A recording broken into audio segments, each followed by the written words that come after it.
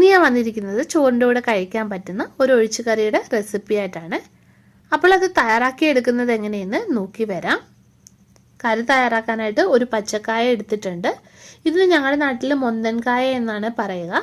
ഇനി ഇതിൻ്റെ തൊലി ചെത്തിയിട്ട് കട്ട് ചെയ്ത് എടുത്തിട്ട് വരാം. തൊലി ചെറുതായിട്ട് കളഞ്ഞിട്ട് ഇതുപോലെ ചെറിയ പീസായിട്ട് വേണേൽ കട്ട് ചെയ്തെടുക്കാൻ. ഇനി ഇത് നമുക്ക് വെള്ളത്തിൽ കട്ട് ചെയ്തിടാം, ഈ വാഴക്കയുടെ കറ നല്ലോണം പോവാൻ വേണ്ടിയിട്ട്. ഇനി ഇത് നല്ലോണം ഒന്ന് കഴുകി എടുത്തിട്ട് വരാം. അപ്പോൾ കായ കഴുകി വൃത്തിയാക്കിയിട്ട് വേവാൻ ആവശ്യമായിട്ടുള്ള വെള്ളം കൂടെ ഒഴിച്ചിട്ടുണ്ട്. ഇനി ഇതിലേക്ക് ആവശ്യത്തിന് ഉപ്പ് ചേർക്കാം, പിന്നെ ആവശ്യത്തിന് മഞ്ഞൾപ്പൊടി ചേർക്കാം, പിന്നെ 1/2 ടീസ്പൂണ് മുളക് പൊടി ചേർത്ത് കൊടുക്കാം. ഇനി ഇത് അടച്ചു വെച്ച് നമുക്ക് വേവിച്ചെടുക്കാം. ഇനി ഈ കറിക്ക് വേണ്ടിയിട്ടുള്ള അരപ്പ് തയ്യാറാക്കാം. അതിനായിട്ട് ഞാനിവിടെ ഒരു ചെറിയ തേങ്ങയുടെ അരമുറി തേങ്ങ എടുത്തിട്ടുണ്ട്.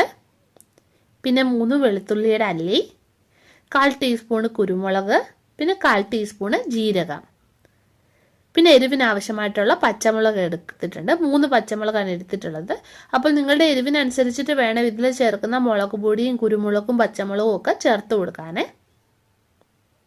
ഇനി ഇത് നമുക്ക് അരച്ചെടുക്കാം. തരിതരിപ്പായിട്ട് വേണം അരച്ചെടുക്കാനേ. അപ്പോൾ ഇത് വെന്ത് വന്നിട്ടുണ്ട്. ഇനി ഇതിലേക്ക് അരപ്പ് നമുക്ക് ചേർത്ത് കൊടുക്കാം. ഇനി ഇതൊന്ന് തിളച്ച് വരട്ടെ. ഉപ്പ് നോക്കിയിട്ട് വേണമെങ്കിൽ കുറച്ചുകൂടി ഉപ്പ് ഈ സമയത്ത് നിങ്ങൾ ചേർത്ത് കൊടുക്കുക.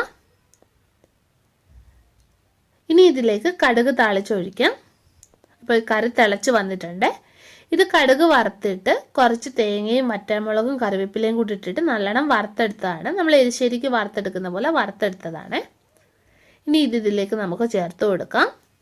ഇത് നല്ലോണം ഒന്ന് ഇളക്കി കൊടുക്കാം. ഇനി ഇതിൻ്റെ ഫ്ലെയിം നമുക്ക് ഓഫ് ചെയ്യാം. അപ്പോൾ കറി ഇവിടെ തയ്യാറാക്കി എടുത്തിട്ടുണ്ട്. നല്ല ടേസ്റ്റി ആയിട്ടുള്ളൊരു കറിയാണ്. അപ്പോൾ നിങ്ങൾ ഉറപ്പായിട്ട് ഇതുപോലെ ഒന്ന് ചെയ്ത് നോക്കുക. പിന്നെ വീഡിയോ ഇഷ്ടപ്പെടുകയാണെങ്കിൽ ഒന്ന് ലൈക്ക് ചെയ്യുക, ഷെയർ ചെയ്യുക. അപ്പോൾ നമുക്ക് വീണ്ടും മറ്റൊരു നല്ല റെസിപ്പിയുമായിട്ട് കാണാം.